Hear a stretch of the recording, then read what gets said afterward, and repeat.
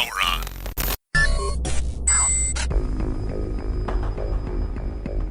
Earth, 2019.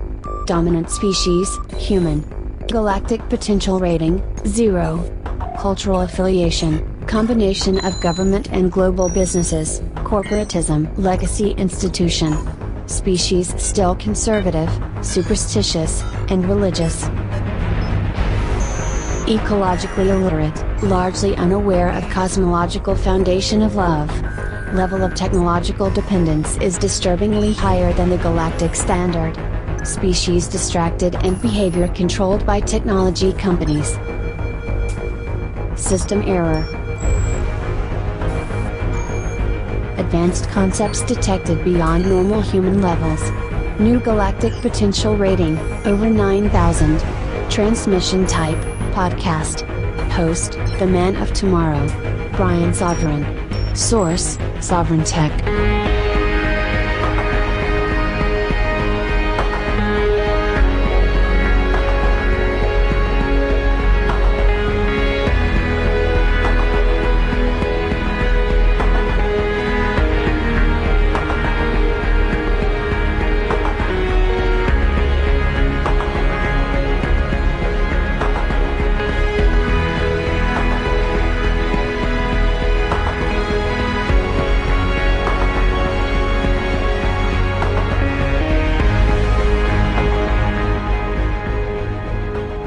Like a New York cockroach, it cannot be killed. It is Sovryn Tech. Of course, that is no way a reference to the fact that I'm from New York, which I am, but certainly not a cockroach. At least, I like to think I could survive a nuclear disaster. But the likelihood of a nuclear disaster happening is...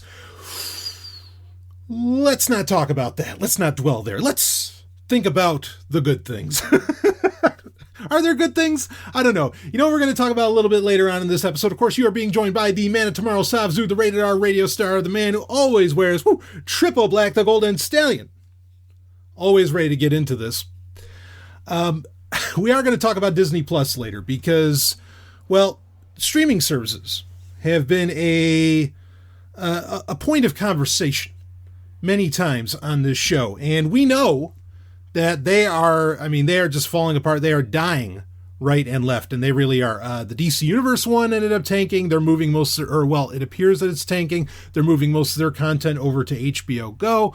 There's a very real culling going on right now. In fact, I wouldn't be surprised if... we'll talk about it more with Disney Plus. But bottom line is we've predicted this. Of course, Sovryn Tech isn't the only show or only outlet that has predicted that this streaming service stuff cannot go on forever. It just can't. But there's a lot to talk about with Disney Plus. I will open it up with, though. I guess let's talk about something good. Because if you listen to other shows on Zomia 1, let's say you listen to... TIE Fighter Renegades, which I love doing, of course, with my man Rob. And on TIE Fighter Renegades, of course, the past few months, we've often discussed, which is a Star Wars podcast, I've often discussed how I've been in a state of disgust with Star Wars, where I have not been pleased with what's been going on, and it just gets worse. Of course, we have episode 9 coming up hot. We'll see how we're going to handle the review of episode 9 when that drops in towards the end of December there. But, of course, the major thing with Disney Plus, for a lot of people, for some people it's Marvel, but I think for a lot of people it's The Mandalorian, right? The Star Wars show that's on there. Of course, they have a lot of other Star Wars properties coming to that network. But I have watched, we're 2 episodes deep now, as of this recording, for The Mandalorian. And I got to tell you, boy, am I fucking excited about Star Wars again. And with that, it's not like I ever stop. If you listen to TIE Fighter Renegades, you know the score. I've loved Star Wars my whole life. Anytime a new movie comes out, I have dedicated an entire half of an episode of Sovryn Tech. In fact, you can actually, on my YouTube channel, you can find, I'll cut them out as separate content for from on my YouTube channel. You can listen to them there if you want. But that's how much is that I would spend an entire half an episode, reviewing these movies when they come out. And I never stop. I still get all the latest books. In fact, I'm looking to my right here. Here's my, the Haynes Guide to Rebel Starfighters, Alliance and Resistance Models. That book just came out. I have basically every new encyclopedia or cross-section or visual dictionary book that has come out since Disney bought Star Wars. I listen to every audiobook as they come out. Just got done listening to Resistance Reborn. I can't say that filled me with the same level of confidence that The Mandalorian did. But point being, it's not like, okay, I'm fed up with Star Wars, and so I stop consuming it. No, I still take in every goddamn thing. And in fact, even Ellen and I have been rewatching basically the entire saga, albeit getting with the highlights, the high notes, with in an abridged form, Clone Wars and Rebels. But regardless, we've been going through it. So it's not like I give up on it. But I have been downright depressed with the entertainment industry in general, kind of which I'm sure we'll talk about a little bit during Disney, when we talk about Disney Plus, but is also a situation that we have covered many times on Zomia 1 Underground only content on the Q&As. It's come up many, many times. Okay, so this is a conversation that we have, but it's not like I've stopped it. But it does feel so good to not be depressed about Star Wars and to finally have something that feels like fucking Star Wars. Now, we'll get into, Rob and I are going to do a full review of it on TIE Fighter Renegades, whatever episode is available at that time, or however many episodes are available by the time that we record that for November 2019. But I'll just tell you, I think it's fucking dynamite. It's next to NWA Power, the wrestling show. Next to that, it's the only exciting goddamn video content that I can really think of. Seriously. Just is. It's not... Yeah, it's awesome. So if you're wondering, gee, should I be watching The Mandalorian? Oh, you bet your goddamn ass you should. Absolutely. But we're not here to talk about that, at least not right now. We'll get into that a little bit later in the show. Again, I'm going to talk about Disney Plus more so, not just The Mandalorian, even though that does speak to the network as a whole. Again, for the conversation around The Mandalorian and the deep dive on that, you just wait for TIE Fighter Renegades this month, and we will get into all of it. But for now... let's get into, well, when we get into the foreplay, let's get into a couple little tech stories. How about that? Just quick, something interesting, or something that I found interesting, was that PayPal now is actually, they are, if you look in their app, it will come up with, there's a little notification dot like on the hamburger menu saying, oh, there's something here you should be paying attention to, or you should be looking at. And I remember, and I took a look at it. This is, I don't know, maybe a week or two ago. And it was suggesting exchanging money on PayPal using a QR code. And I was like, looking at this, like, wait a minute. I wonder where they got that fucking idea from, And you can see, actually, if you go to my Twitter, you can see what it looks like. I shared my own. Of course, if you want to donate to the show with PayPal, that's a possibility. Of course, Bitcoin's there as well. You can find that on my Twitter profile. But yeah, and with PayPal, it's just you can either use that QR code or you can use the email address for the show, bbs@sovereigntech.com, and I'm honored. But regardless, I was just kind of in awe. Now, is that in any way leading towards... is that pointing at that maybe PayPal is, of course, we talked about how PayPal, how a lot of companies have dropped out of Libra, out of the Libra Association. Which that's falling apart. Is it association or alliance, whatever they're calling it? It's something ridiculous. But Facebook's Libra, everybody's leaving it. But anyway, is that pointing at them maybe looking at their own crypto and that QR codes being a great way to, handshake with private keys? Maybe. I'm almost inclined to think maybe not, just because if PayPal were to get into crypto, I don't think they'd do it in the, at least not, user-facing, shall we say. User-facing, I can't imagine that they would necessarily go with a public key, private key situation, which is part of the beauty of QR codes, right? Or that's part of that implementation. But maybe it would end up being something like that. More or less, I think that the QR code is basically just calling for, PayPal.me, right? For that address that you have set up. So I don't think it's doing anything necessarily special, but is it pointing in that direction? I mean, I'm not going to say no. It's entirely possible that it is, but I thought that was very interesting, and certainly something that Bitcoin really, really paved the way for. Is, exchanging information via QR codes. I mean, they were just way on. I mean, yeah, you can say that, grocery stores were on top of that game, but no, I mean, that's just for, that's all CRM stuff, right? But as far as between, your everyday person, more or less, yeah, Bitcoin was totally leading the charge on the use of QR codes. I thought that was pretty fascinating. Now, it might also be more of an international play on PayPal's part, because when you go to, especially like Southeast Asia, Japan, and other countries around there, QR codes being used to exchange money in any way and just information in general, is incredibly commonplace with like WeChat and Line. I mean, I think it's kind of order of the day with those. I'm a little more familiar with Line because I have clients in Japan that I have to, that's the only way they want to communicate.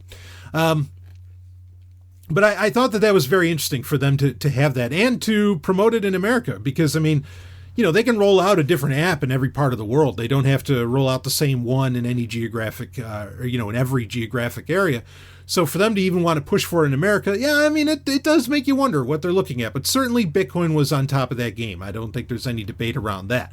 And of course, some of those, apps that I listed off do have cryptocurrencies or are working on them in other parts of the world. Again, a lot of that is in Southeast Asia. Now, so that aside about PayPal, and I mean, all right, well, let's make this clear. No, PayPal is not going to accept Bitcoin. If you thought that that's what that meant, no. Would they roll out their own cryptocurrency? Sure.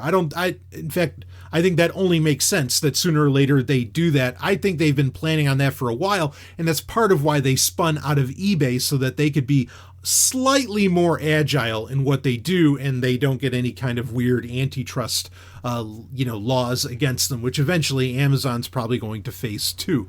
Understand this, okay? You have with eBay and Amazon, probably the two largest. I mean, eBay is as much a retail giant as anything else, just like Amazon is as much a seller of used goods as eBay is. I mean, they really are. Like, they are the kings of online commerce, eBay and Amazon. And they are definitely far different than they ever started being in the 90s, right? No doubt there. I think one of the reasons that, yes, Amazon has Amazon coins, right, which can be used for digital goods of some kind, but it's not something that can be used for, you can't like buy a shirt or something with Amazon coins. I think part of the reason that Amazon has not implemented their own cryptocurrency, and of course we know why they're not going to accept Bitcoin, because they just don't need to. Okay, they don't need to. I've already covered this a billion times on this show. All right, I'm not saying that I'd love it if they accepted Bitcoin. Well, I'd love it if Amazon tanked. Okay, I'd love it if they accepted Bitcoin. But as we've proven over and over and over again over the years on this show, no, they don't have to. But then why haven't they done their own cryptocurrency? Well, you're running into the issue of where suddenly they are the provider, which granted Amazon is already trying and doing a damn good job of being a monopsony, right? And kind of a monopoly, considering the amount of companies that you buy from. Or a lot of the stuff you buy on Amazon, you don't even know, but it is actually Amazon produced. As in a company, it doesn't have the name Amazon like Amazon Essentials in it, but it is an Amazon company itself. There's hundreds of those brands on Amazon. It's a pretty good bet, unless you know exactly what you're buying. From, I don't know, like Levi's or something, right? There's a good chance you're actually buying an Amazon product on Amazon, and you don't even know it. They don't want you to know either. Not really. I mean, they can't hide it, but also they don't have to tell you. So they're running into the problem of, and eBay was getting close to the same thing, and they were facing legal pressures a few years ago, which is why they did the split, is that when you are even just the money processor, which Amazon has that to some degree as well, right, with Amazon payments, though even that they have basically completely stalled on. Like Amazon Payments hasn't rolled out any further than what it was, almost 10 years ago. And all of this is because, they have to be careful. They're in a very careful dance in the regulatory environment with the SEC and whatever else, where, if they have their own money, but then also they sell their own product, or they are the provider of the product and so on, meaning that they might not create it, but they are the one place that can sell it all. They are running into, again, that's where they become a monopsony. They are running into the issue of where they're going to hit antitrust laws, and they're going to hit them hard, and they're going to get smacked really, really hard over that. So that's the reason they've never done that. Now, again, this all came up because the reason PayPal spun out of eBay and became a completely separate company.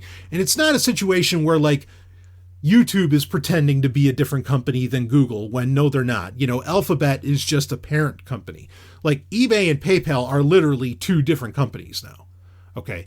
Like completely. There's no parent company. They are two different companies. And again, I mean, you could say that the people who, were at the head of eBay and were rolling out PayPal and whatever else, that, they might still have a lot of influence in both companies. Sure. But technically they really are, unlike Google and YouTube, technically eBay and PayPal really are two separate companies and can act independently. And a lot of that is probably to, at some point, have PayPal become more of a bank and perhaps even have something remotely like its own currency. Are they going to run into issues when they try and do that? Sure. But it depends on where they try it out. If they try it out in other parts of the world, they might get away with it. Maybe not in the US, but other places, it does make you wonder. So, I mean, those are somewhat predictions on my part, but you have to understand the reality of these things. I mean, look, Bitcoin is the currency. It's going to be the currency and the currency that matters for a very long time, if not for as long as there is civilization as we know it on Earth. Believe me, I'm not opposed to that. Okay, as long as money is a thing, like Bitcoin could be the king for that long. I don't see any reason for it not to be. Okay? But, and that's very true. But that said, okay, while that is certainly the case, that doesn't mean that every part of the economy is going to accept Bitcoin, has to accept Bitcoin to function, or whatever. Okay? It doesn't mean that at all. So, and that's where I think people get confused, is that they want to like force the entire economy to accept Bitcoin, when that part of it, I just can't see happening. Exchanging Bitcoin into some, lesser currency, which all of them are lesser in comparison, exchanging Bitcoin into something lesser, yeah, that's always going to be a thing. Okay. But as far as like Bitcoin being the one money to rule them all, not directly. I mean, again, I think that a lot of people, including people that you would think would be harsh towards Bitcoin, I think are very much investing in Bitcoin. I think Peter Thiel came out, speaking of PayPal, Peter Thiel came out and basically said that he's going long on Bitcoin. I mean, there's economic scenarios to talk about why that is. But again, none of that means, just like how you don't use gold to buy something on Amazon. Okay, that doesn't mean gold isn't a fantastic currency. It is. All right. And if you want to get your hands on some and some Bitcoin and all that, go to Vaultoro.com. Woo. Of course, we'll get a live read in for them later. Sovereign Tech sponsor right there. VAULTORO, baby. Vaultoro.com. Do it. But, okay, I mean, again, like, just understand that not everything is going to accept Bitcoin. The Bitcoin community's, I love you. I'm with you. I am one of you. Okay, but we got to accept that. But that doesn't mean that we live any lesser life because Amazon doesn't accept Bitcoin. I mean, even when something does accept Bitcoin, it's always on the sly. I've talked about this many times, right? Overstock.com. Overstock.com, okay? The guy who's the head of that loves Bitcoin. He's a libertarian. I mean, the whole thing, okay? Granted, Patrick Byrne, he's the former CEO of Overstock. He's in a bit of a situation right now. There's major investigations going on. Well, anyway, we're not going to cover that here, at least not right now. But regardless, even when he was in charge, and he's super supportive of Bitcoin and the like, he, when I would see an Overstock.com commercial on TV, and they would show, like, the person would be holding up like a smartphone, and it would show you all the ways you can pay on Overstock.com, and it would show you everything. Apple Pay, it'd show you all the fancy shit. There was nothing about Bitcoin, not a goddamn thing, nothing. So, I mean, these companies even know that it's too hot to even like really talk about, even if they did accept it. Which it shouldn't be. Bitcoin is here to stay and has a track record better than, frankly, just about any currency or anything of worth, certainly in recent memory, if not all memory. I mean, it's incredible, right? No one's knocking it. I'm not knocking it here, not for a long shot. Okay, I go to the gym, I'm wearing my Bitcoin hat, I'm not kidding, the whole thing. Don't confuse me. Okay, but let's just understand the reality of that situation. But anyway, we're going to be keeping an eye on Libra too. I think we need to do an update on that in an upcoming episode. But let's switch gears a little bit, because speaking of Facebook, we just mentioned Libra there. Speaking of Facebook, an announcement dropped, and I actually shared this on Twitter. Announcement dropped on November 13th, 2019, so just a few days ago, that John Carmack is leaving Oculus. Oculus, he was the CTO, Chief Technical Officer of Oculus. Of course, Oculus's history started as a Kickstarter, ended up, all those Kickstarters got screwed when the company ended up getting bought out by Facebook. Of course, I don't trust Facebook for anything, don't recommend using any of their products, whether they bother to mention that it's, a Facebook product or not, Instagram, WhatsApp, whatever. But because John Carmack, a guy that I really do trust, and who I think is genuinely a brilliant guy, because he was still at Oculus, the rest of any of the original team for Oculus is gone now.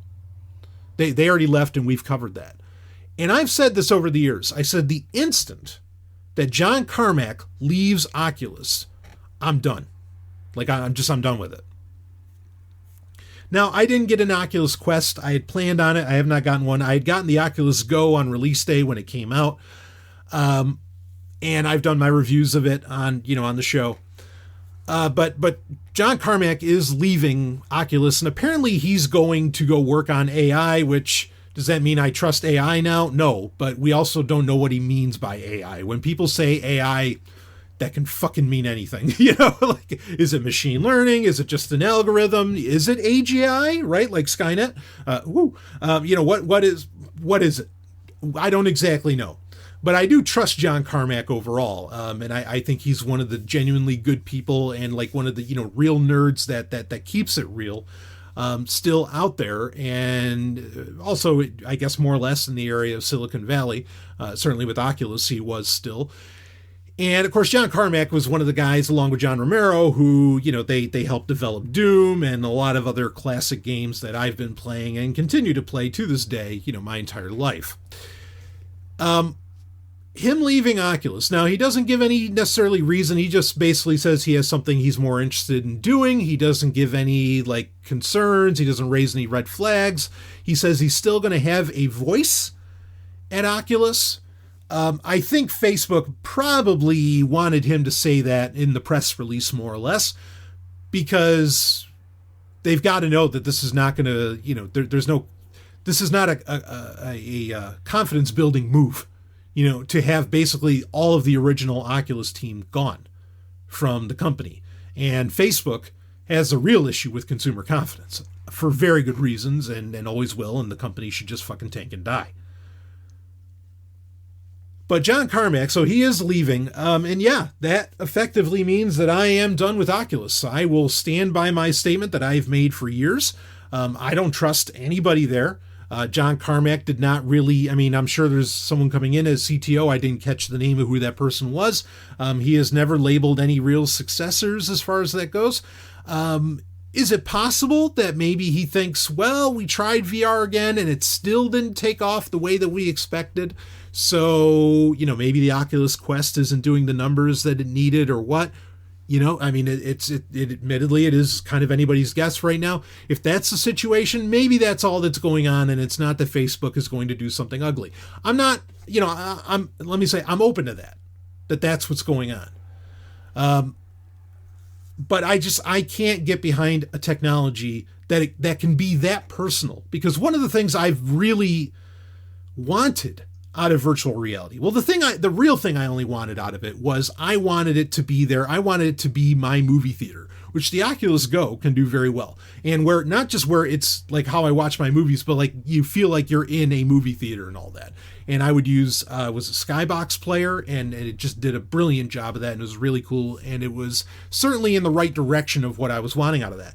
But one of the things that I felt, or one of the reasons I felt like virtual reality was such an important technology was what it could do for therapy, okay? What it could do for psychology, what it could do to, heal mental wounds. Like, I mean, just imagine it. A person could, in VR, rebuild their childhood bedroom or whatever, their house, and they could address the traumas that their parents inflicted on them, right? I mean, it's a very serious thing, but that's why I say it's a very personal technology.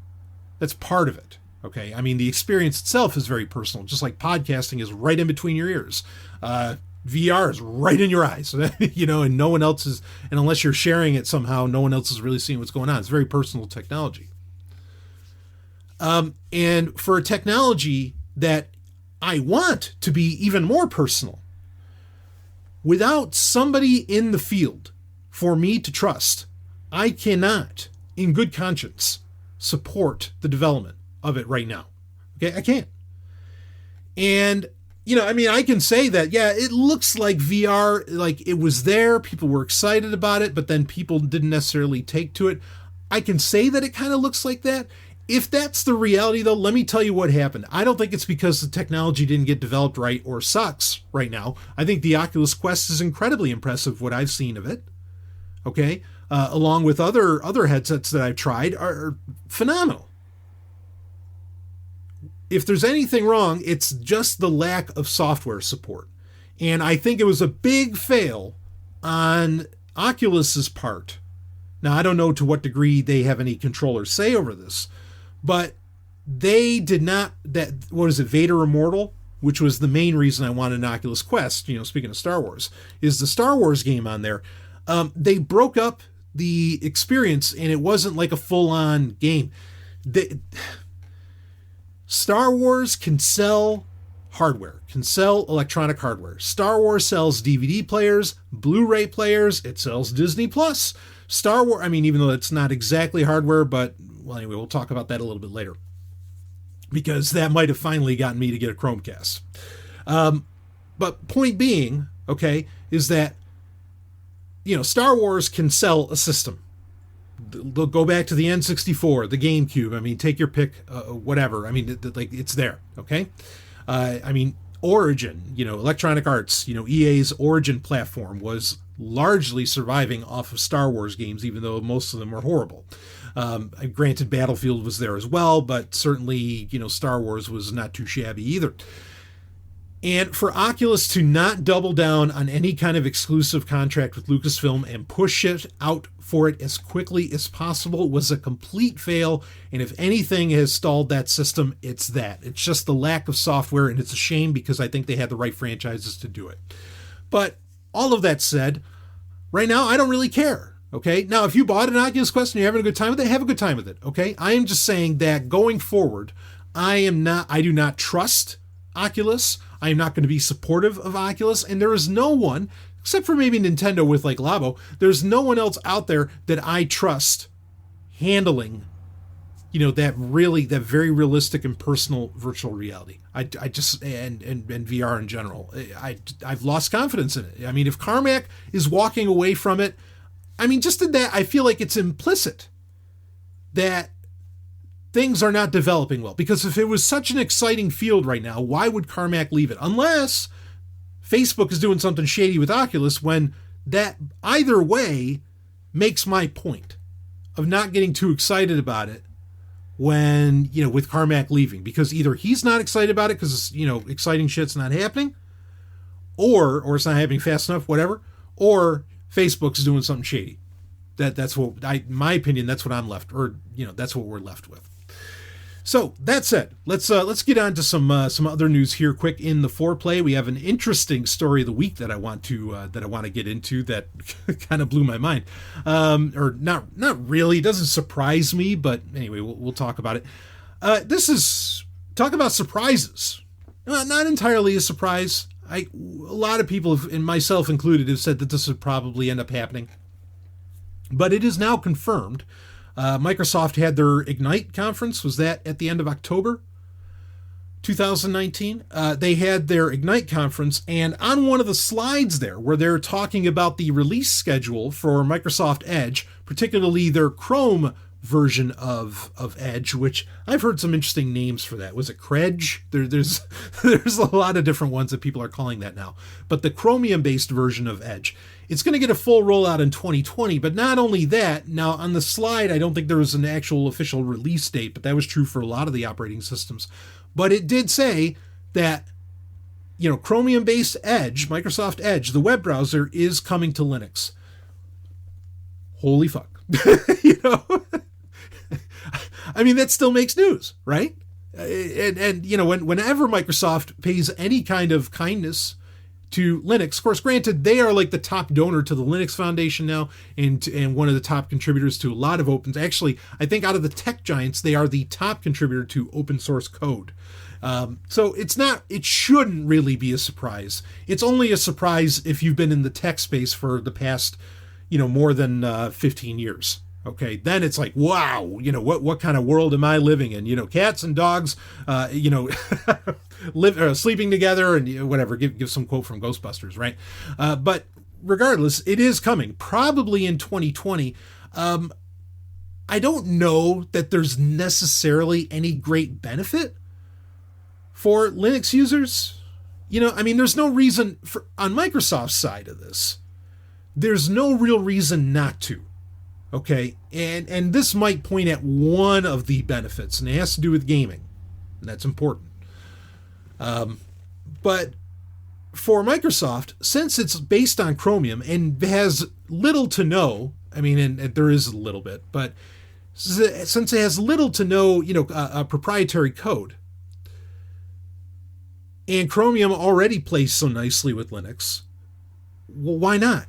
If there's any users that you can grab, you might as well grab them if they're on Linux, okay?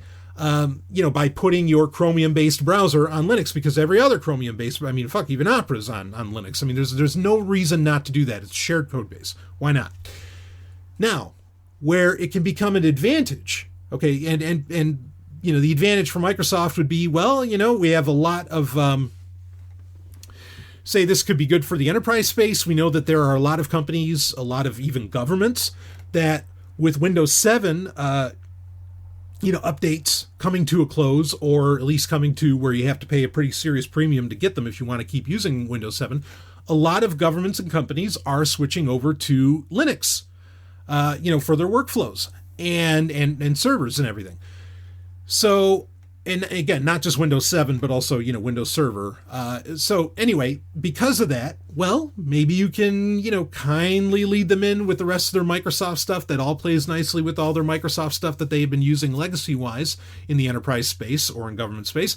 And you'll have Edge right there that people have been using. And maybe that'll have some interesting compatibilities with some legacy code for Internet Explorer, which there are places in the enterprise space and government that would still use that. So it's a no-brainer on Microsoft's part. Where does this possibly become a good thing for Linux users, for your average Linux user? Well, this, like I said, comes down to gaming, and that is xCloud from Microsoft, which is their cloud gaming service designed to take on Google's Stadia, as well as, all the other ones that are getting released out there, even what Apple has, even though that's not exactly a place for AAA games. It could be at some point. If xCloud only works in Edge, or if there's some unique advantage for xCloud to play better within Edge itself, which would Microsoft do that? Yeah, I think they would. And in fact, this is a play that Microsoft needs to look at a lot harder, because if they want to start stealing some market share away from Google Chrome and even Firefox, this is how you do it. Okay, is get because Microsoft does really well with Xbox, right? They're not doing as well as PS4 or even the Nintendo Switch, but they do very well, and they have their diehards who put down the money on this. If you start baking in more of the Xbox branding, or in this case xCloud, their cloud gaming platform, then I think things get a lot more interesting. And you have a dedicated user base that would want to jump on that. And also you have a lot of people who use Linux computers, which have become far better with gaming over the past few years. Not where they need to be yet, but actually if you listen to the last gaming grid that I did on Zomia 1, I kind of talk about this, how Windows 10 is like killing Windows gaming. But maybe it doesn't really matter to Microsoft because they want everything to go to xCloud. So, but if you can just play xCloud, on even a weak Linux machine, okay, not even one designed for gaming, but you just would have to have Microsoft Edge installed on there to handle xCloud's proprietary code. I think you got a winner on your hands. I think you've got something there that can actually steal some market share. So that's where there would be an advantage for Linux users, is if they buy into xCloud. But then xCloud has to become a bigger deal than Google Stadia. It has to be a better deal than Google Stadia. It has to be a better deal than everything else out there. And of course that is, now we're talking about gaming streaming services, not streaming services like Disney Plus. And that is a model that still has a lot of proving ground, and a lot more proving ground than streaming video, like Netflix ever had to bother with. Latency with controllers and all this other shit. You have a lot to deal with there. So I think it coming to Linux probably has a lot to do with, it somewhat has to do with the enterprise space, but more so it might have to do with xCloud. Just like, what's the other thing that Microsoft actually develops regularly for Linux? Skype, because they know everybody on fucking planet Earth uses Skype. So why would you kill half your user base, right? By not offering it to what is really, the operating system that, whether or not everybody's using it, is running the world right now. So that only makes sense. Now, is this pointing at that Microsoft Office might come to Linux eventually? Yeah. Oh yeah. Absolutely. Yes, of course it means that. And they're probably going to pay attention to numbers of how many people actually install Microsoft Edge on their Linux computers, because they're going to have that telemetry. And if it's high enough, I imagine there's a threshold where they are either going to green light or yellow light. And I don't think it'll ever be red light, but they are going to green light or yellow light development of Microsoft Office for Linux. Granted, you can use Office Online, no problem, and it'll work better even within Microsoft Edge, right? Due to some, look, Google does this too, where YouTube has features that only exist in Chrome, right? In Google Chrome, not Chromium, in Chrome, and so on. And so for Microsoft to do the same thing, of course they will. The browser wars are still, I said this over a year ago. I was like, if you think the browser wars are done, you're crazy. Like, they're just heating up again. Brave is making inroads even. Vivaldi's making inroads. Opera's still being interesting, especially with what they're doing with cryptocurrencies. More so even than Brave, really. And Firefox is, we talked about Firefox Premium, that they're probably going to come out with an entire, security suite. And, this is the place where you got to win. And Microsoft is making the right moves. The operating system doesn't matter anymore, folks. Okay, not for the everyday user. They just, can my data travel with me? Can I access what I'm trying to access? And the browsers are very much the gateway for the average person to doing that. That's why Chromebooks actually sell. So this is an interesting move on Microsoft's part, but it's surprising in one sense that they're bothering with Linux, but then also it's a no-brainer and it makes perfect sense. And it's not surprising at all. Now, before we get into our lead story, in fact, I mentioned this to you just a little bit ago when we were talking a little blockchain and PayPal, but we gotta get into a sponsor here, and I am so thankful for them. A relatively new sponsor, but a company that has been around for a good long while, since 2015, and I have known basically the top guy over at Vaultoro for many years, and I am a big fan of the man, Josh Shigala. And anyway, what he is doing, because he's one of the guys, we talk about trust. We're talking about trust in virtual reality. You got to have trust in in people, in just about any space that you go into, even in tech. It's important.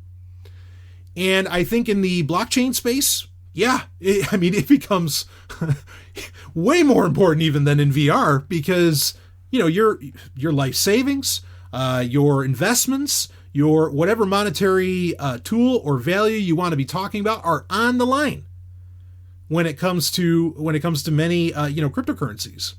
Okay, you want to trust people. And one of the people he is one of the guys that I trust, and I trust Vaultoro. They have been around. They're not new bloods in this whole blockchain space, baby. Not at all. But you can go to Vaultoro.com, Vaultoro.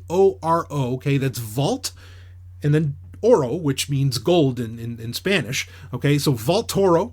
And this is, you can open your gold wallet in seconds, and you can easily trade with cryptos and gold.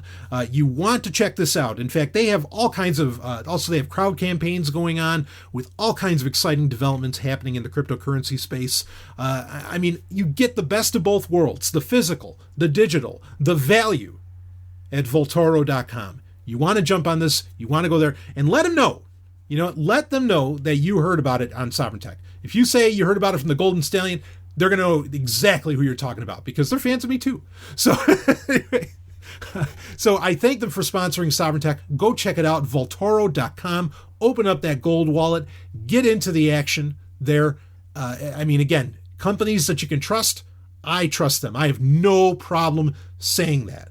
I'm very particular with my sponsors on this show, and I'm not gonna shell out shit to you that's BS. Okay, I've got to trust it, and especially when it comes to crypto stuff. This show's been going almost as long as Bitcoin's been around.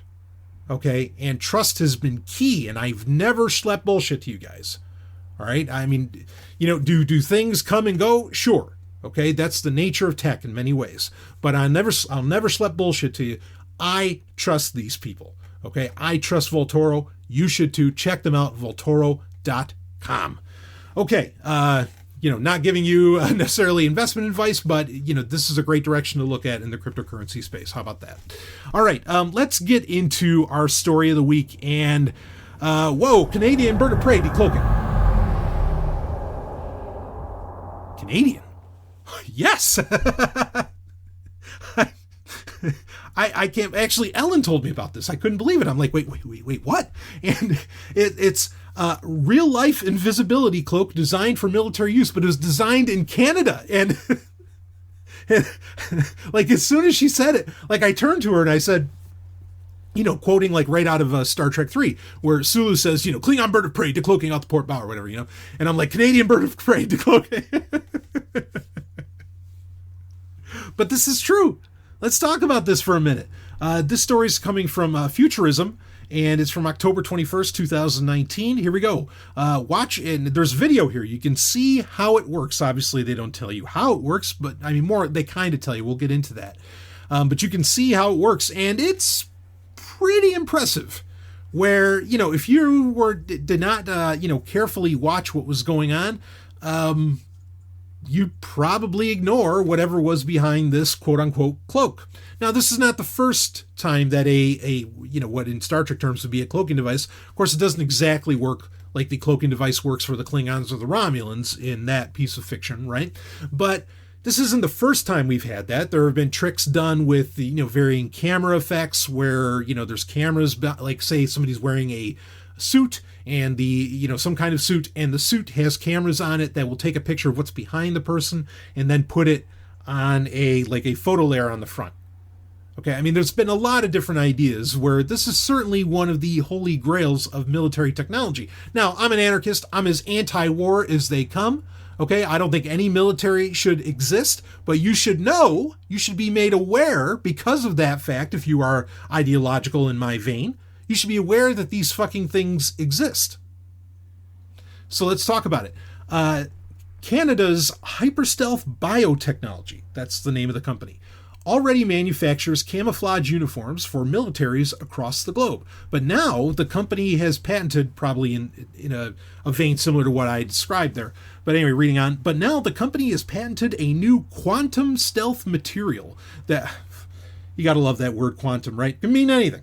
This probably has nothing to do with quantum states, but whatever. Quantum stealth material that disguises a military's soldiers or even its tanks, aircraft, and ships by making anything behind it seem invisible. Earlier in October, that's October 2019, Hyperstealth filed a patent for the material, which doesn't require a power source and is both paper-thin and inexpensive, all traits that could make it appealing for use on the battlefield. According to a press release, it works by bending the light around a target to make it seemingly disappear. This light can be in the visible spectrum, or it can be ultraviolet, infrared, or shortwave infrared light, making the material that Hyperstealth calls a broadband invisibility cloak. So basically, it cloaks almost everything, in the spectrum. And that's important, right? Because, what good is a cloaking technology if, you could be like the Predator and you see everything, through infrared and you could just see what's behind it. That's a fail, right? Well, this stuff doesn't have that weakness. Let's read on. Alongside the news of the patent application, Hyperstealth released more than 100 minutes worth of footage describing and demonstrating the material. And if the press release doesn't make it clear that the military is the company's target customer, the video footage sure does. Stanley breaking in because in the video footage, it shows it hiding miniature versions of tanks and, all this other stuff. In one segment, Hyperstealth shows how it can hide it can hide a scaled-down version of a tank by placing a sheet of the material above it. In another, it renders a small jet invisible by placing it behind the quantum stealth material. Now that Hyperstealth has reached the patent application stage with the material, it might not be long before it's fielding orders from militaries interested in keeping their assets under wraps. Now, link is in the show notes for this. This is something you really have to see or I guess you could go with a pun and not see, in action. Okay? And it is a paper-thin material. I mean, this is really, really thin stuff. How durable is it? How tough is this material? We don't exactly know, but it sure as fuck does the job. I mean, it's amazing. Like, you'll see it. Okay? You can see the material, and they will actually put some glass next to it. I guess this would help you see the material instead of just, kind of see through it. And so you can see the actual, a somewhat conical version of the material. And then they'll put the camera going above the material, and there you'll see the little jet. But you don't see it on the other side.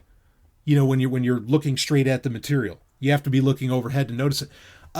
It's remarkable. A person is walking in a hallway, and it looks like he just disappears into the wall. This really, really works. And it's technology, but it's not electrical technology, right? Like, this doesn't require a power source. This is just something you can effectively lay out and, the person's gone. You can see some degree of, certain oddities, okay, where something looks out of place, but I'm sure, they're just going to get better with this to where, and again, particularly with the hallway example that they show off, I think that if you were just walking by, you really wouldn't notice it. It's incredible to consider. And again, it hides everything, even thermal signals. That's crazy. I don't think I have to, knowing that it exists is really enough, right? Do I really have to lay out the absolutely terrifying uses that this could be put to? There's wonderful uses that it could be, put to. I'd love to, it's a debate whether or not this is going to be available. We don't know yet if this is going to be available on the public market. If it is, I'll say this right now. Give me my log cabin out in the woods, and I'll put this shit all over it. I'll put it right on the roof and everything, especially if it hides the thermal signals too. Fuck yeah. Make me disappear from fucking civilization. Please. Make me disappear from a lot of prying eyes. Please. And I don't even need the Wi-Fi. I don't care. So, yeah, I could see plenty of consumer applications because, the government, well, I want to be careful how I say that. Let me just say this. The government, doesn't necessarily need to hide from us, but we sure as fuck need to hide from the government because they are out to get us one way or the other, economically, or take your pick. Unfortunately, just as far as government uses, this is a way to, talk about increasing the surveillance state. Oh, boy. Yeah, this is. I mean, you could hide so much. Imagine just all the little things you could hide. Any kind of sensor trackers, all these other things that you'd want to lay out. I could really understand where you would read this and be absolutely terrified. Again, it does, much of it comes down to, now I don't want the government to have access to it, of course, but much of it comes down to, can the everyday consumer buy this as well? I'm going to guess that they're not going to be able to, or if they are going to be able to, it's going to be some kind of lesser format or, form of it of some kind. But it's a shame, because this kind of thing should be really exciting. Like, wow, so cool. But then what does it end up getting used for? It ends up getting used for militaries. And then you're like, oh, so this is basically to kill people. Great. How wonderful. What nice technology you developed there, Canada. And I'm still like, that's still so strange. But I mean, nothing. I have lots of Canadian listeners. No, there's no knocks there. I'm just saying that it does, for some reason, that sticks out. But is this, again, is this your, Klingon or Romulan cloaking technology? No. Will we ever have that? Probably not. The news media, the media, shouldn't you just say the news media? The media loves to, they love these kinds of stories. And I think now, in fact, maybe almost the more interesting thing here isn't even the technology itself. It's that it was labeled as the Harry Potter invisibility cloak. And I guess that's just a generational thing, because every story I've ever seen with this sort of stuff, including when it meant it was just clothing, probably, which also, what's the name of the company again? Biotechnology, Hyperstealth Biotechnology, which they've also developed. That, was always labeled as Romulan, cloaking, or Star Trek style cloaking device, or blah, blah, blah. Right. But for it to be labeled as Harry Potter, that's very strange, and clearly yes, one, that's to get clickbait. Two, that's also to make it seem really cool. I mean, it's the same reason they did it with Star Trek. I think the most intriguing part to this is that this is the first kind of cloaking technology. I mean, and this is true even for Star Trek, even in fictional realms, where it's something that doesn't require power. It's literally just a materials trick. It's just a trick being done. It's a light trick. That's all. There's no need for any electricity whatsoever to make this work. That is maybe the most interesting part of this. And it does make me think of the incredible things we can do. Granted, yes, did it take a lot of power, and technology to develop, and probably a lot of, simulations, right? Manufacturing simulations to put this together. Sure. But the amount of things that you can do that do not require, advanced, power plants, of any kind, or even batteries, the amount of incredible things we can do, like disappear, that always gets me thinking about history. But I'm not going to, I know you're going to hate me, because you're like, well, what do you mean by that, Stallion? Well, maybe you can ask me about it, and I'll talk about it in the Q&A. But then you got to be a member of the Zombie One Underground to get access to that. But anyway, I'm going to leave you with that little, thought experiment, shall we say. And let's go on. We have a very disturbing HackSec to get into. And then we have we're going to, in the climax, we're going to get into Disney Plus. But wait till we talk in HackSec. Project Nightingale. Oh, yeah, you've probably heard about it. We're going to talk about it. I'll be right back with more Sovryn Tech. Woo!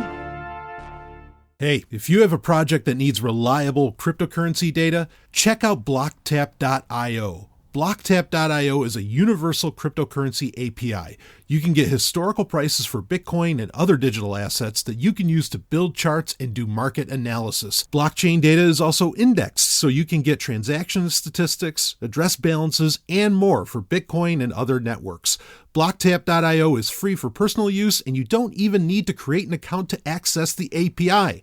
To get started, try some of the example queries on the homepage at blocktap.io. Again, that's blocktap.io, blocktap.io, and we thank them for sponsoring Sovryn Tech. Woo! Let's get back to the show.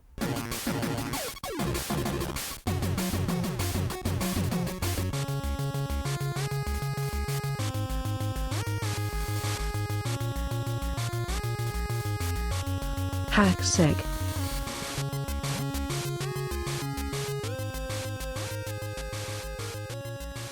You know, a great place to talk about this kind of stuff. You know, all these kinds of crazy stories and like, you know, well, is VR going anywhere? Do we actually have cloaking technology? Blah, blah, blah. You got to call it Sovryn Tech sponsor, Free Talk Live, the number 27 talk show in the United States. Your voice is going to get heard because it is an open phones call-in show. You can call in, talk about whatever the fuck you want to talk about, and you can. I know, I was a host for a couple of years on that show, baby. Go to freetalklive.com. You go there, you're going to get access to, there's over a decade's worth of content, but not just like a weekly show like Sovryn Tech. Oh, no. You're going to get 7 nights a week, 3 hours a night, baby, of Free Talk Live. I mean, you have so much content to listen to. I know you probably already have so much to listen to, but if you want to add, if you're just looking for something else, freetalklive.com's got your hookup, and you get to call into the show and be really interactive with it. Go for it. I thank them for sponsoring Sovryn Tech, freetalklive.com. I know I've been talking about this for a while, but you know, the Podbean app allows now for live streaming, and I really am going to do this. And at one of these points, we're going to do some live stream Sovryn Tech, like for everybody, not just people on the Zombie One Underground. You're going to get that too, but for everybody. And that, I can't wait. That's going to be a great time to get the thousands and thousands of you calling in and having the opportunity to call in. We'll talk more about that in the future. Definitely something I want to take advantage of. But talk about being taken advantage of. How about these segues, baby? Woo, this actually got sent in to me by a lot of Sovryn Tech listeners, some on Twitter, some via the email, bbs@sovryntech.com. Of course, find me on Twitter @SovrynTech. And also, I mean, it came across my feed, which a little bit of credit, not much, a little bit of credit to Google because it actually showed up in the Google News app. Because this does not bode well for Google. Maybe they think they're being transparent by allowing for this. But anyway, story is from The Verge, November 11th, 2019. So just a few days ago, very fresh, by Mary Beth Griggs. Let's get into it. Google reveals Project Nightingale after being accused of secretly gathering personal health records. The company says it's all above board. Is it really, Stallion? Will you break it down for us? Yes, I will, but let's read a little bit of the story. Google secretly gathered millions of patient records across 21 states on behalf of a healthcare provider in an effort dubbed Project Nightingale. On behalf of a healthcare provider. Reports the Wall Street Journal. Neither the provider's doctors nor patients were made aware of the effort, according to the report. The Wall Street Journal's Rob Copeland wrote that the data amassed in the program includes, quote, lab results, doctor diagnoses, and hospitalization records, among other categories, and amounts to a complete health history, complete with patient names and dates of birth, end quote. And that as many as 150 Google employees may have had access to the data. The New York Times corroborated much of the report later in the day, writing that, quote, dozens of Google employees, end quote, may have access to sensitive patient data and that there are concerns that some Google employees may have downloaded some of that data. But Google tells The Verge that despite the surprise, it's standard industry practice for a healthcare provider to share highly sensitive health records with tech workers under an agreement like the kind it's signed, one that narrowly allows Google to build tools for that healthcare provider by using the private medical data of its patients, and one that doesn't require patients to be notified, the company claims. A spokesperson challenged the idea that Google has been secretly gathering the health records of millions of Americans, saying the only purpose of such an agreement is to provide services back to the healthcare provider, and that it didn't announce it was doing so earlier because work was in the very early stages.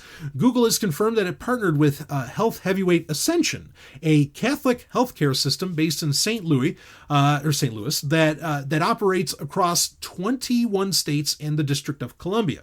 The company calls itself a, quote, a faith-based healthcare organization dedicated to transformation through innovation across the continuum of care, end quote. According to the WSJ, Google is using data from the system to design software that tailors individual patient care using, quote, advanced artificial intelligence and machine learning, end quote. Now, there's a couple things to bring up with this. There's more to read, and I think we should read it. Actually, let me read the next paragraph. Forbes reports that as part of Project Nightingale, stand breaking in for a second on this. Hold on. The amount of, like, Verge gets custom quotes from Google, Forbes had to do research on it, New York Times had to get their coverage, Wall Street Journal originally broke it. The amount, just the scope of the news industry that is required to try and get any kind of reality around these stories says something about really, I think, the level of secrecy that these tech giants, Google in this case, are engaging in. Now, it doesn't mean that they don't all play ball with each other. To some degree, they do. Okay, it's corporatism that we live under. But it should concern you that to get a complete picture of what's going on here with Google, it takes 5, 6, 7, 8, not people regurgitating, but clearly there was a lot of effort for all these different news organizations to try and get what bits of information that they could from Google. It took all that.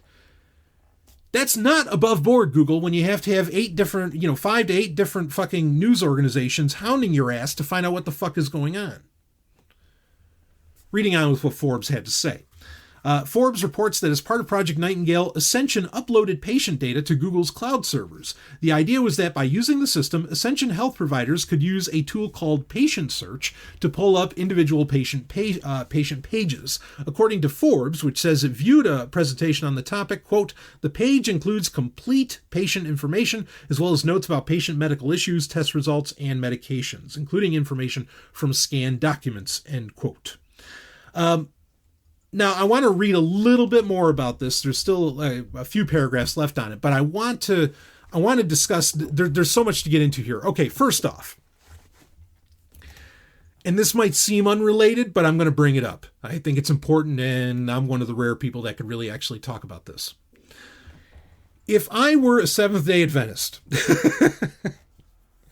which is a branch of Protestant Christianity, okay? And Protestant is more or less anything that isn't Catholic, right? I mean, yeah, there's Eastern Orthodox and blah, blah, blah. But more or less anybody that's not Catholic is Protestant, okay? In Christianity. I have a doctorate of divinity, folks. I have some idea of what I'm talking about. I actually used to be a Seventh-day Adventist, even though I was raised Jewish originally. But anyway, I would be flipping out. Why? Because, and actually in early Protestantism, okay, in Christianity, there was do you know who they used to think the Antichrist was? And Adventists still think this. They thought it would be the Pope. And if I were an Adventist, or if I was of the Protestant persuasion that the Catholic Church is effectively the Antichrist, or the Pope, and the Pope is the Catholic Church, I mean, even though in Catholicism you have like sedevacantists, right? Like there's literally civil wars within, ideological ones, but there are ideological civil wars in Catholicism. A lot of people don't know about that, like Society of St. Pius X and so on. Again, I know my shit, but regardless, okay, I would be flipping out if I were a Protestant, because they'd be like, whoa, Catholics are collecting all this and they're working with Google? And, when we talk, if you listen to this show and you hear all the shit that, Google does and collects about you, wow, this is terrifying, right? Can't God just give them the info? Anyone out there? Actually, God, are you out there? Can't you just give the church the info? Why does Google have to collect it? What does God need with a search engine? Wait. I got that wrong. That's from Star Trek V. What does God need with a starship? I'm sorry. Anyway. And that name Ascension too, I get it, like, ascending into heaven. I mean, but I have problems with this. Now, to Catholicism's credit, we wouldn't even have the modern concept of a hospital if it wasn't for Catholicism. I want to give credit where it's due. Okay, and I mean that. I'm not being facetious here. Okay, Catholicism, and to this day, still run a lot of the top hospitals and fund a shit ton of hospitals around the world. That's a fact. Okay, Adventists also run top hospitals as well, and many other Protestant religions try to, Mormons and so on. But that's besides the point. But I mean, credit where credit's due. It is not odd for Catholicism to be in the hospital game. Okay, and in the medical game. They've been doing it for centuries, and they are very good at it. Okay, and I will, again, credit where credit's due. They've done a lot of good in the world through that. Okay? But them working with Google, I would, if I were a Protestant and I was of that persuasion that the Pope is the Antichrist, I'd be flipping out right now. I'd be fuck, this is coming. In fact, I wonder, I'm of half a mind to, go say Happy Sabbath to some Adventist friends and see if they're talking about this, at their Saturday service. I wonder. Anyway, so I'm an atheist, folks, though, so relax. I don't buy into any of that. All right. But I'm just, covering as many perspectives as I can here. Either way, I still don't like a relationship between tech giants and religion. Like, I could get into a pretty serious subject around all this, Project Bluebeam. I'm sorry, some kind of subjects that I could get into. I don't know what the fuck I just said, and I would be very concerned about this. Okay, but even as an atheist. But regardless of that, you should be concerned that Google is collecting a lot of this data. Is there? I mean, you could say that okay, Google has to sign some kind of NDA, right, to where they can't use this data elsewhere. No, there's no reason that they're going to follow that. In fact, all Google needs to do is buy the hospital, right? Or buy they can just purchase it outright, like they did in the last episode of Sovereign Tech that we covered, where they bought Fitbit, and now they have all of that Fitbit data. And it doesn't fall when a tech giant acquires a company, any company. The restrictions, say the privacy restrictions or the data restrictions that get levied against tech giants like Apple, Amazon, Google, Microsoft, whoever, okay, and often they are far more severe than a lot of little companies and little startups. When a startup or any company, and it doesn't even have to be a startup, any company gets acquired by a tech giant, the data that acquihire, that acquired company has, again, doesn't fall under the rules that have been put on the tech giant, and they can do whatever the fuck they want with that data. Yes, they can, because that data was collected. This is why Apple buys a lot of companies. Okay, Apple could make everything in-house. They don't do that because if Apple sticks by its actual privacy policy, they can't hold on to consumer data any longer than 6 months. So they will buy other companies where that rule doesn't apply. Okay, that's the rub. That's the score here. It's a sham when any of these tech giants tell you that they give a shit about your privacy or that they have stringency privacy, like internal company laws in place. It's horseshit because they can break and bend those, and they don't even have to keep them in the first place, but they have plenty of legal ways of getting around them. This should be terrifying. And again, because Google does have such a deep relationship to 23andMe, and I mean, it's a deep relationship, as in, like, it's, I don't know. Well, I don't know how big Sergey Brin's dick is. Maybe he needs to take some Blue Chew. I don't know. BlueChew.com, folks. Use the code TECH and get your first order free. But he's married to the CEO of 23andMe. How much closer do you need to get? Does it get any closer than the bed? I assume they have sex. Maybe they don't. I don't know. Anyway.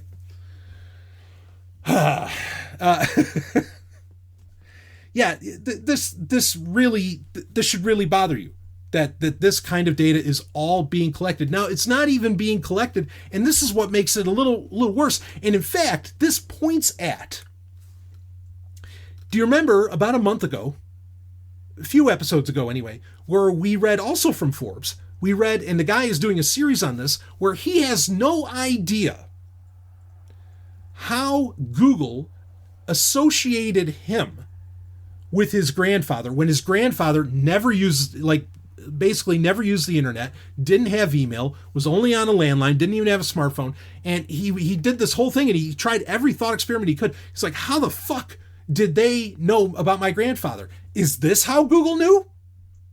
Because they implemented this data from Ascension into their servers? I would not be surprised if this is how that was done. And that's what I'm saying. Google can come out and say, oh, we have very, very narrow restrictions of what we do with this data. Fuck you. You are plugging this shit in wherever the fuck you want. And it drives me nuts because, they don't even need this, because you have people who just willfully hand over their DNA like it's, like they're spitting on a wall or something. They don't give a shit, and they hand it over to 23andMe without any concern. And we've covered the concerns around sharing your data with 23andMe, because that then can be used and gets requested. That information gets requested by authorities, by the police or whoever, and you could literally be ratting out your second cousin for drug use because of DNA that you gave. But what the fuck do you care? Because, this is so interesting, I'm 10% Neanderthal. No, I think you're 100% Neanderthal, you moron. No offense to Neanderthals, because as far as we know, they might have actually been smarter than we were. Clearly, with the apple has fallen far from the tree.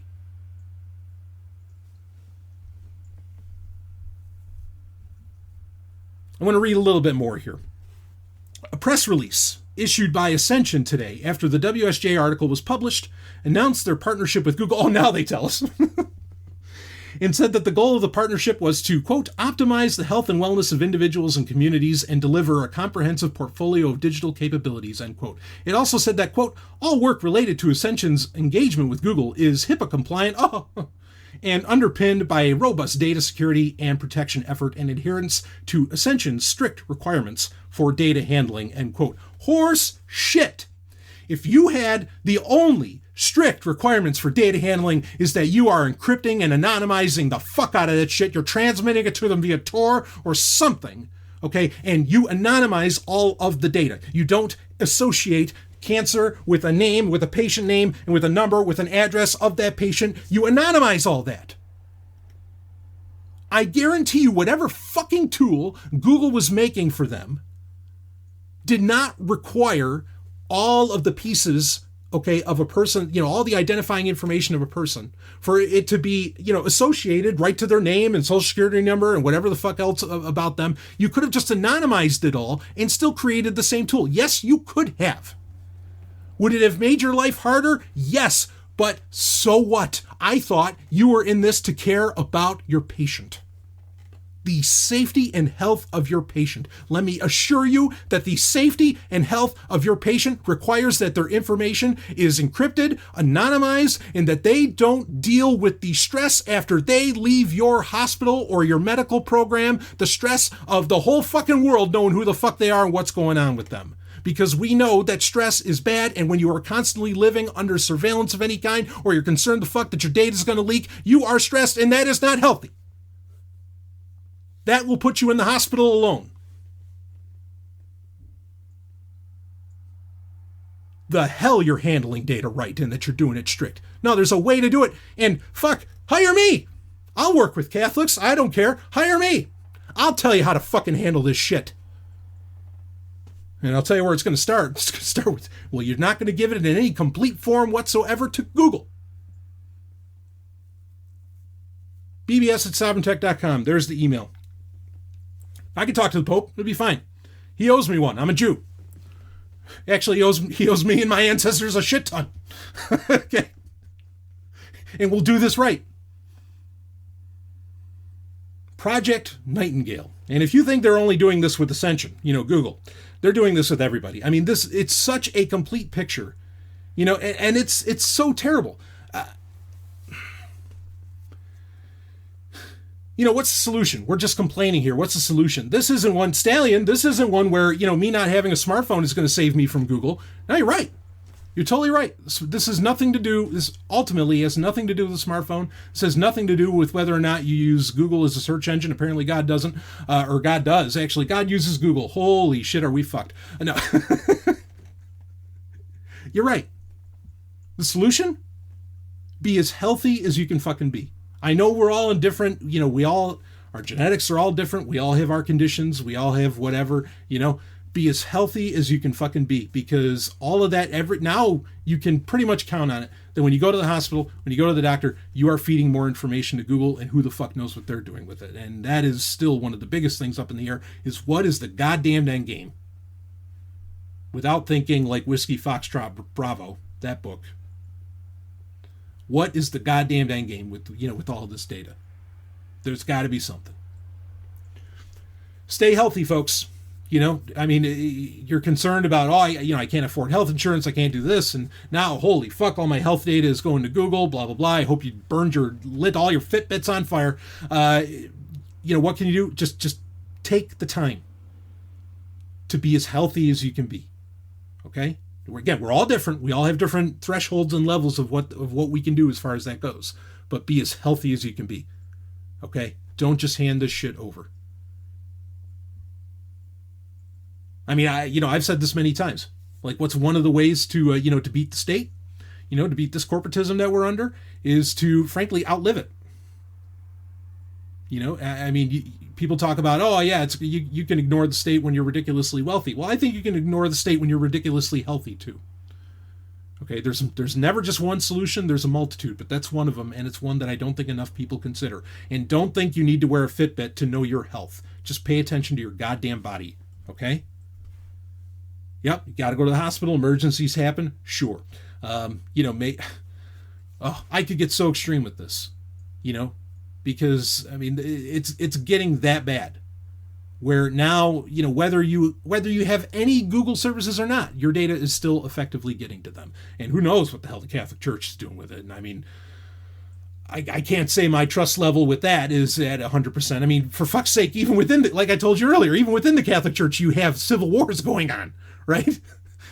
I mean, and this is something I've heavily studied and talked to people about. And I mean, if I were to, I'll call it like, if I were a Catholic, I'd be with the Sedevacantists. So no, I don't trust the Catholics. I don't trust the Holy See. Consider it. Think about it. Think about what changes, this is something we talk about all the time in the show. Think about what changes you can make in your life to allow for data minimization about you. Do it. We'll be right back with some more Sovryn Tech. Woo!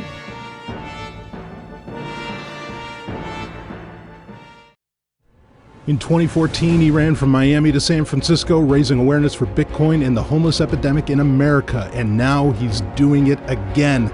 Blockchain evangelist and advocate for homeless rights Jason King is running across North America right now, from Miami to Santa Monica, right now. 5 years later, his commitment to promoting blockchain technology and fighting the homeless epidemic in America is stronger than ever.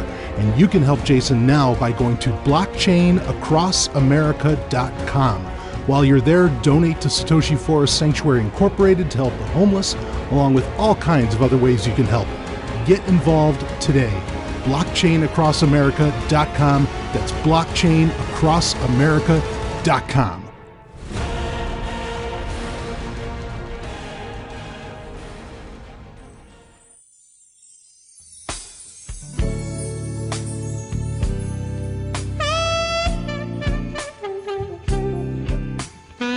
The Climax.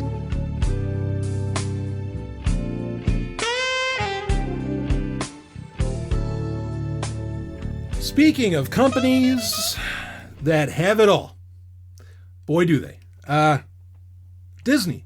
It is time for the Climax, where I can talk about whatever the hell I want to talk about, and I'm going to talk about the streaming service that launched, at least in the United States. It had launched in some degree of a beta form in other parts of the world earlier than that, but it officially launched November 12th in the United States, and that is Disney Plus. This is, I had it signed up for, first bit paid for, whatever. A while ago because the pre-orders went out, a couple months ago, and I was able to do it at the time. I jumped in on the pre-order. So that's something to keep in mind. Okay. Is that this was a service, in what we're about to talk about, this was a service that I had already bought and paid for, okay, to start using. You could argue, and I think that there's a point to be made, that for most people, you get to try it out for 7 days free whenever you sign up for it. A lot of people were probably signing up ahead of time, okay? We talked about kind of the pre-order situation on TIE Fighter Renegades. Rob and I did a little bit. I think last month, or maybe it was the month before. So if you want to listen to that, you can. But when you're not paying for something, okay, if something goes wrong, can you really complain? Yeah, maybe not so much. But this is something that not only myself, but a lot of other people, people that had D23 accounts and whatever, had already paid for. So with that in mind, you should be getting something that there's already money down on. You should be getting something that works. and that works really, really well. That was not the case the morning of November 12th. And the night before, a lot of news organizations were talking about when you could finally watch The Mandalorian. That's certainly, I think, what most people were really excited about. That was the original show that everybody wanted to jump on. There's other original shows. There's The World According to Jeff Goldblum.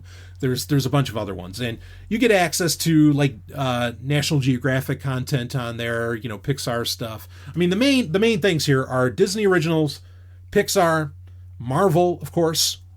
And that's not just Marvel as in the Marvel Cinematic Universe. That's like all Marvel, including cartoons from the 90s, which are well worth their weight in gold. I mean that really.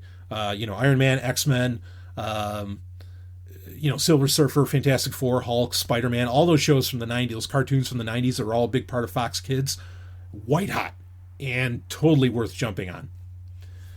Alone, frankly, like those are good enough. And The Simpsons is on here. I know people were very excited about that, even though there's a fiasco around that because everything is stretched or not stretched. They did the cutoff trick where they made it all widescreen, and there's certain gags and things within The Simpsons which are cut off because of the widescreen format. Disney has already come out and said that they are going to resolve that. They're going to have it available in 4:3 pan and scan, right? Or, just 4:3. It's not pan and scan because they didn't have to do any panning because it was just designed for TV, right? Because The Simpsons has been going on, has been on the air for 5 centuries now. But they're going to release the full versions, not the widescreen versions, in 2020. But that's a fluke. That's a flaw. But that's there. And of course, Star Wars, just about everything Star Wars. Now, understand, not everything Star Wars is there. In fact, let's see, Last Jedi and Solo, those 2 movies, the latest 2 movies of Star Wars, will not be on Disney Plus until December 26th. Now, Disney came out and said everything Star Wars is going to be available on Disney Plus on day one. That was a lie. That we now know that's a lie. There was some concern whether or not, because other people had rights to the original trilogy, whether or not they were going to be able to get it, whatever they must have paid up to get that. When they say everything, I'm not going to hold them to making sure that the holiday special is on there or something, okay? I understand that probably wouldn't be. I do think it's a misstep to not have droids and Ewoks, those cartoon series from the 80s, to not have those on there. Or they don't have the Ewok movies. In fact, that's even weirder because the place I used to watch the Ewok movies most of the time was when Disney had a pay-for channel, a premium channel on cable, which was the Disney Channel. Of course, that eventually went free, but you used to have to pay for it, kind of like HBO. And I used to watch the Ewok movies on there all the time. I think that's a misstep, but I get it. They're not canon, so maybe that's not why they're not including them, even though Freemaker Adventures isn't canon either, but whatever. They do have like Forces of Destiny. I mean, it's a very complete collection, but it is a lie that everything Star Wars is on there because, again, you cannot watch The Last Jedi. You cannot watch Solo. Is that a big miss? Also, no, because those are the 2 worst Star Wars movies ever, right? They're so... Well, all right, they're not the worst, but no, they are. Yeah, they are. Yeah, they're terrible. So I think maybe they weren't too worried about it because I don't think they... Even though Disney would like you to believe that people actually like The Last Jedi, I think that they're fine not having those there because they knew people weren't going to be watching those in droves. Though, I mean, it is kind of a misstep to not have The Last Jedi on there, before or until after Episode 9 gets released in theaters. That's a flub. Whatever. Doesn't bother me much because I have all this shit hard copy anyway. But regardless, there have been, real quick with Star Wars, there have been changes. We're going to talk about that on TIE Fighter Renegades. There have been changes made to the movies again that are different from the Blu-ray release. What was that, 2011 or 2015, whatever? 2011, I think. But there was a couple Blu-ray releases. It's different from that. There's some added stuff, and they're in 4K now. I'm not here to talk about that. But to talk about The Mandalorian, this is definitely what everybody was, whether they wanted to get into MCU or whatever else. The Mandalorian is clearly the premier show, just like Star Trek Discovery was the big deal for CBS All Access, right? The Mandalorian was the big deal. This is what you got to get people with. It's got to be great. And I went to, like I said, news organizations were telling you when you would be available to watch. Like, I think it was going to be 6 a.m. Eastern on November 12th that you could watch The Mandalorian. If you tried to watch The Mandalorian on November 12th, any time before like 3 p.m., you were fucked because the servers were just overloaded. Some people certainly got to see it, but a lot of people did not. Someone had to go torrent the Mandalorian, and someone received that torrent from the Pirate Bay well before the server issue got solved on Disney Plus, and they're still having little server issues. Ellen and I were watching episode 3 the other night on there, and it like there was a point where it ran into a streaming issue. That's going to get into some of what we talk about with Disney Plus here. So Disney Plus has had rampant issues, rampant server problems, and they still are, even though it's been out for, well, I guess maybe it hasn't been a week, but it's been out for a few days now. People have had the time to look at the stuff, and apparently they haven't. Fortunately, The Mandalorian is that goddamn good that it's worthwhile dealing with the problems or any kind of friction to get to watch. Fortunately, it's that good. It really is. Okay, I make no bones about that. That is Star Wars of the highest caliber. Okay, and we'll talk more about why that is on TIE Fighter Renegades this month. Okay, I'm not going to get into that here. We're going to talk about Disney Plus in general. So it has server problems. The UI is very weak. I'm not pleased with the UI. It's not very impressive. It's very basic, and it doesn't do good. Even when you click on Star Wars, it really should give you some kind of warning about the fact that, yeah, you can't watch The Last Jedi or Solo. Again, no one's going to, because those movies are, well, I already told you. Where's Jeff Goldblum looking at that big pile of Triceratops shit? No, he's somewhere. Anyway, because he's also on Disney Plus. I think they should warn you about that, but they don't. But whatever. Okay, that's not that big of a deal. It should be noted, real quick, that the 4K versions of the Star Wars movies that are on there fixed a lot of the concerns, a lot of the coloring issues that people have with the Blu-rays. Just putting that out there, that they are aware of that. This is going to create some interesting conversations, no doubt. Now, regardless of that, the Star Wars content is phenomenal. The amount of Marvel content, well, not every Marvel movie is on there. That's important to bring up. What is there is, if you're a Marvel fan, you know the orgy you're having right now. You know how much you're coming. Just looking at it. There's so much. And I have to give credit. I talked about this on the Q&A recently. I have to give credit. Kevin Feige came out and he said, when you go and see the new Thor movie, you're not going to understand what's going on if you don't watch stuff on Disney Plus. I hope that's true. Okay, because when people are really dedicated and really passionate about what, about their stuff, what they're into, like Marvel, Star Wars, or whatever, there should be some kind of a payoff for that. Where, no, if you took the time to watch fucking everything Marvel, we got something for you. And I like that a lot. So I hope that holds true, and I hope Star Wars ends up doing the same. I don't really give a shit if people in theaters are dumbfounded. That's their problem. Okay?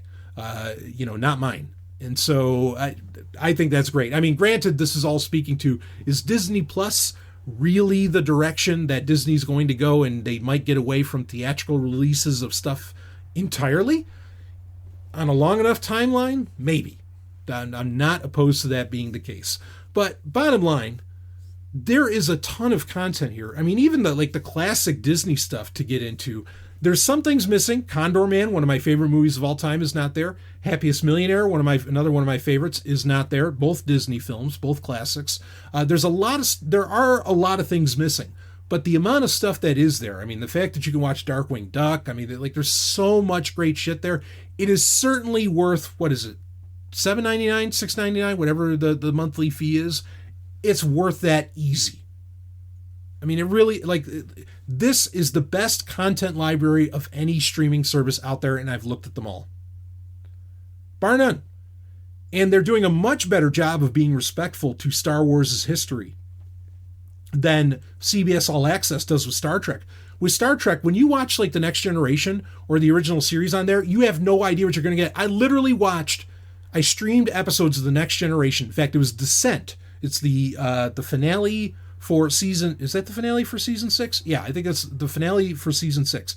Descent part 1 and 2. That part 1 was clearly the DVD master. Part 2 looked like something that came off of VHS, and it was like one episode was widescreen, the other one was 4:3, and it like the quality was horrendous. So you have it's a crapshoot. You don't know what you're going to watch on CBS All Access. Fail.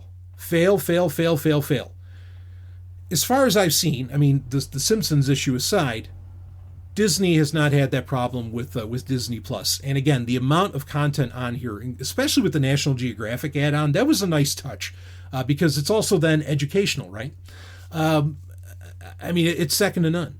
This is, I dare say, all the flaws aside, okay, this just content-wise, this is the best streaming service and the best bang for your buck that you can get. And if you're a Marvel fan or a Star Wars fan, it's just a no-brainer. Now, to talk a little bit more about functionality, I was disappointed that... Now, it's not surprising because you can watch this basically on any screen. I wish they had it for an app for the Nintendo Switch, like there's the YouTube app for Switch, but it's not surprising that it's not there. That'd be nice, but whatever. You can watch it through the web portal, on any computer through the web browser, okay? And with that, you hook up an HDMI cable to your TV, and then you can watch it, say, on your TV, which is how I've watched some of this. You can't download, like in a lot of mobile apps, even for Netflix and others, you can download content onto your smartphone in case you lose connection somewhere, which happens all the time. So much for the cloud future. Yeah, well, anyway, that's really so much for the cloud future, as much as they keep selling it. The Disney app, the Disney Plus app, does let you download episodes and movies and whatever, and it'll go right to your external storage, all of which is good.